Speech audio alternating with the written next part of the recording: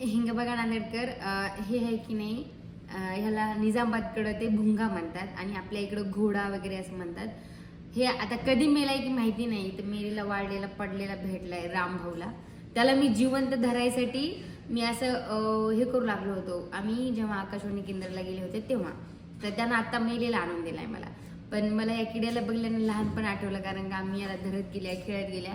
आणि काही म्हणजे आमच्यासोबत मित्रमैत्रीण होती, तुझी देवमंगळे होती, ते ना पंख बिंक तोडत गेले. पण मी काही कधी तोडलो नाही, कारण का बिचाऱ्या जनावराला बी त्रास होते आणि ती पहिल्यापासून माझ्यामध्ये माणुसकी आहे तशी.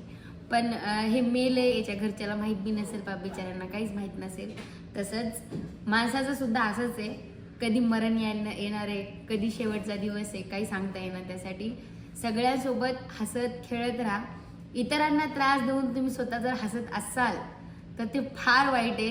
कारण का म्हणजे इतरांना त्रास देणं, इतरांना टोमणे मारणं, इतरांना स्वार्थी म्हणणं असं म्हणून जर तुम्ही स्वतः आनंदी राहत असाल तर तुम्ही जगातले सगळ्यात म्हणजे स्वार्थी माणूस आहेत. त्यासाठी इतरांचा पण विचार करत चला. जर समजा कोणाला काही लागलं असेल, कुठं रोडवरती कोणी पडलं असेल, तर त्याला वाचवण्याचा किंवा त्याला मदत करण्याचा प्रयत्न करा, ना की व्हिडिओ काढण्याचा प्रयत्न करा.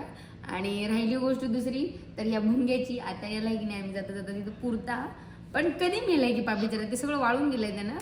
पण ते भुंग्यासाठी गोष्ट नव्हतीच, ती गोष्ट होती समाजातल्या माणसांसाठी, जे की आपल्या अवतीभोवती वावरतात. त्यांना इतकं सांगणं आहे की माझी चूक म्हणजे चूक नाही, पण समोरच्याची चूक म्हणजे चूक आहे हे म्हणणं सोडा. जेव्हा दुसऱ्याच्या चुका बघता तेव्हा आपल्या पण चुका बघा. कारण का मी केलेली चूक चूक नाही, इतरांनी केलेली चूक चूक आहे, असं हे लोक म्हणतात.